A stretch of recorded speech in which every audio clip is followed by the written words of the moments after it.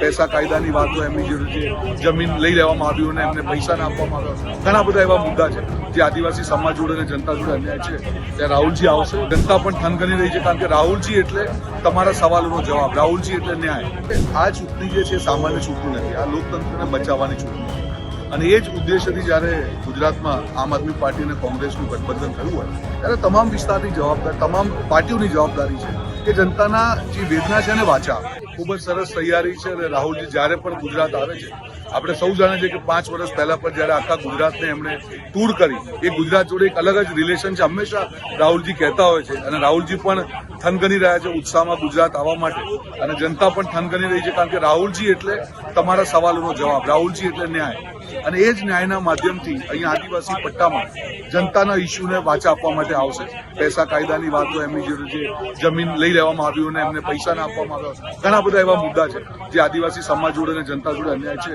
ત્યાં રાહુલજી આવશે. 3 દિવસમાં ગુજરાતના મુદ્દાઓમાં જનતા જોડે જોડાશે અને એમના મુદ્દાઓને વાચા આપશે. અને ખૂબ સરસ તૈયારી છે. 7, 8, 9, 10 તારીખ 4 દિવસ રાહુલજી જ્યારે અહીંયા રહેશે ત્યારે બધા જ અમુક વિસ્તારોમાં જ્યાં જ્યાં અમારી લગભગ 21 જેવી મિટિંગો છે, કોર્નર મિટિંગો થઈને, અને રાહુલજી પદયાત્રા પણ કરશે, બસના માધ્યમથી બી મળશે, ઘણા બધા ગ્રુપને, આદિવાસી ગ્રુપોને પણ મળશે અને એમની વેદનાને વાંચે. અચ્છા, આજના દિવસનો શું શેડ્યુલ છે? હમણાં બપોરે રાહુલજીની યાત્રા બોર્ડર એન્ટર કરશે. અહીંયા પહેલી આ કોર્નર મિટિંગ છે જાલોદમાં, ત્યારબાદ રાહુલજી આગળ વધશે અને એમના કાર્યક્રમ આખા દિવસના કાર્યક્રમ છે. રાત્રિ રોકાણ દાહોદ ખાતે છે. અચ્છા, મંદિરના પણ મુલાકાત લેવાના છે. કેટલા મંદિર છે જેની મુલાકાત રાહુલ ગાંધી કરવાના છે આ યાત્રાની અંદર? યાત્રાનો નિયમ છે કે જે દિવસનો શેડ્યુલ હોય એ તમારી જોડે આજનો આવ્યો છે, એટલે મહાશિવરાત્રીનો પર્વ છે, એટલે રાહુલજી 100% મંદિરે ભગવાનના આશીર્વાદ લેશે. અને યાત્રામાં જ્યાં જ્યાં પણ એમને લાગશે 100% જ્યાં જ્યાં પ્રજાની અવાજની વાત છે. રાહુલજી એક નેચરલ વ્યક્તિ છે, આર્ટિફિશિયલ વ્યક્તિ નથી. એ તમે એમને કહો કે ના તમે આવું કરો નહીં કરે, એમના દિલમાં હશે એ જ વસ્તુ કરશે.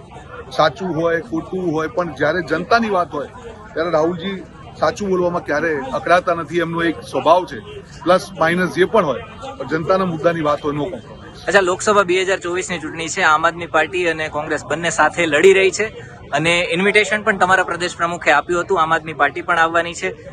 કેટલા નેતાઓ આવવાના છે અને કઈ રીતના બધી તૈયારીઓ છે બંને પાર્ટી તરફથી જે કરવામાં આવી રહી છે? હું માનું છું કે આ ચૂંટણી જે છે સામાન્ય ચૂંટણી નથી, આ લોકતંત્રને બચાવવાની ચૂંટણી છે. અને એ જ ઉદ્દેશ્યથી જ્યારે ગુજરાતમાં આમ આદમી પાર્ટી અને કોંગ્રેસનું ગઠબંધન થયું હોય ત્યારે તમામ વિસ્તારની જવાબદારી, તમામ પાર્ટીઓની જવાબદારી છે કે જનતાના જે વેદના છે એને વાચા આપે. અને આ જ વિસ્તારમાંથી, એટલે ભરૂચમાં આપ જાણો છો કે આમ આદમી પાર્ટીને ટિકિટ આપવામાં આવી છે, ત્યારે આ પટ્ટાના ઇસ્યુ છે, આદિવાસીઓના પ્રશ્નો છે, ત્યારે એ લોકો પણ ઉમળકાભેર આ યાત્રા જોડે જોડાશે. કાર્યકર્તાઓ બધા ભેગા મળીને જે આદિવાસી સમાજના ઇસ્યુ છે અને ઈમાનદારીથી કઈ રીતે વાચા આપવું એના ઉપર કામ કરશે.